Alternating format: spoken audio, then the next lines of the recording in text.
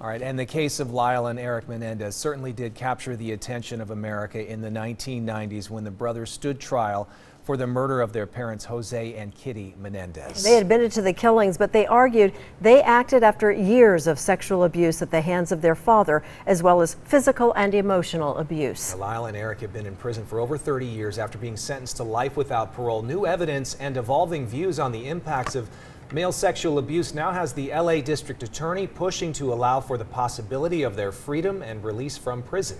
And a new development overnight, District Attorney Gascon sent a letter to Governor Newsom supporting their clemency. We're joined by author and therapist Duygu Balan to talk about the case. And the larger, often underreported issue of male sexual trauma. Thank you so much for joining us, Ms. Balan. And let's start with, what are your thoughts on the Menendez brothers case? First of all, thank you so much for having me, and thank you so much for giving space to such an important conversation. One thing that I want to say is, actually, if we think about it, the what of this event is not really all that interesting. Unfortunately, there's over 20,000 homicides that happen every year in this country, and the statistics are just terrifying. There's every 68 seconds somebody is being sexually abused. So the why are we talking about it, and why is this newsworthy is the question. And one of the reasons is the timing of this event, this incident. And the timing is right around the time where reality TV was becoming a thing. It is either the first or one of the first trials that was ever televised. It's pre-internet. It was at a time where there wasn't that much media to consume. If it happened now, the lifespan of the news might have been a lot shorter. And it was this voyeuristic kind of following celebrities or following people who had wealth that was just beginning to happen. And then the other reason is where it happened and to who it happened. And I think this is a problematic piece of the conversation, because I wonder if this hadn't happened in Beverly Hills in a mansion and wasn't surrounded by so much, glitter and glamour, all the fancy cars and Ivy League education, tennis, would we be talking about this?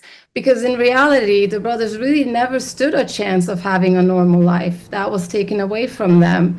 And they were really never going to be able to benefit from the opportunities that life was providing. And the real conversation, and the reason why we're here today, is to talk about the impact of abuse, the violence it leads to, and the wreckage it leaves behind. And that's the only conversation about this. And that really wasn't allowed in the second trial. They each had a trial individually with hung juries, right? And then they tried it again, and they weren't allowed to put in some of the evidence of sexual abuse, but new media reporting, new shows have brought these new allegations to light. A member of Menudo has accused their father of sexual abuse.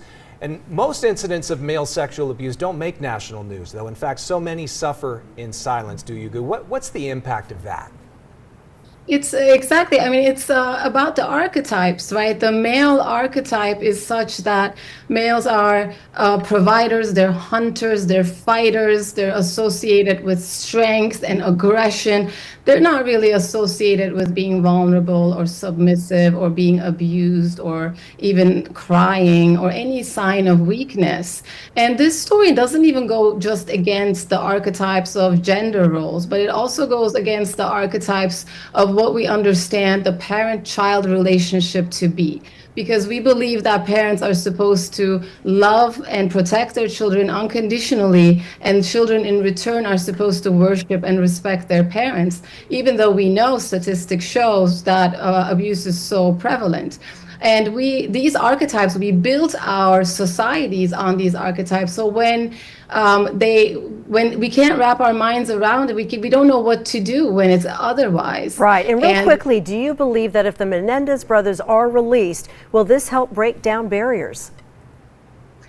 I would hope so. It depends. I mean, I don't know what they decide to do. It could go either way. They could really advocate for survivors, and they could really impact legal systems and education systems, and provide trauma-informed, inspire for trauma-informed care.